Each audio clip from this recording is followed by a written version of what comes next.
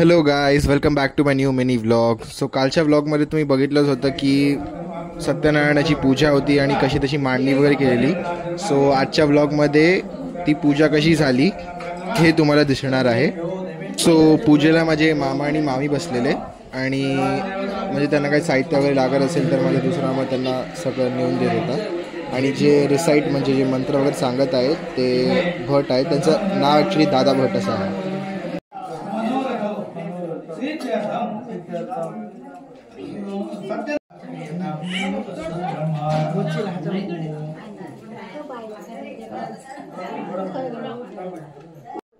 थोड्या वेळाने जशी पूजा संपली तसं दादा भट जे भट होते त्यांनी सत्यनारायणाची कथा म्हणजे ती पूर्ण सांगितली की कसं काय झालं, पूजा का करतात हे पूर्ण त्यांनी सांगितलं.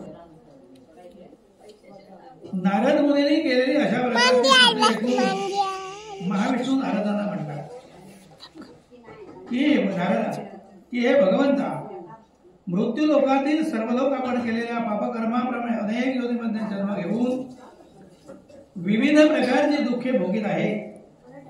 हे भगवंता, पूजा संपल्यावर आम्ही आरतीला सुरुवात केली आणि जशी आरती सुरू झाली मी त्या गावातल्या लोकांना बघून म्हणजे वाद्य वाजत होते त्यांना बघून एकदम असं अमेज झालो.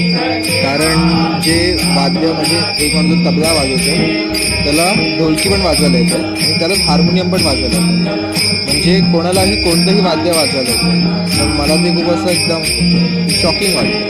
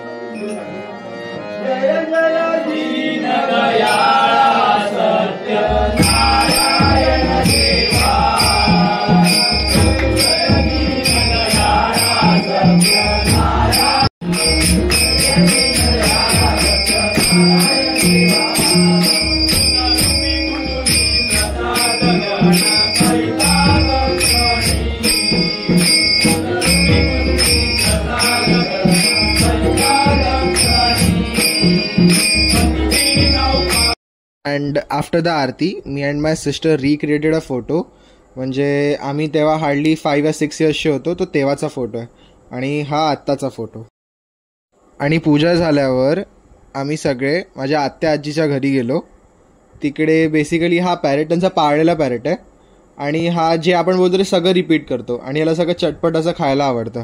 सो आमच्याकडे लेस होते आणि आम्हाला असं वाटलंच नव्हतं की तो खाईल, पण आम्ही जसं त्याला दिलं त्यांनी ते घेतलं आणि त्याने खायला चालू केलं आणि त्याचं खायचं स्टाईल पण युनिक होता. बट म्हणजे जे त्यांना पाळत होते ते त्याला सांगत होते की हे रिपीट कर, पण तो एवढं सगळ्या लोकांना बघून त्याला असं ना सोशल एन्झायटी झाली.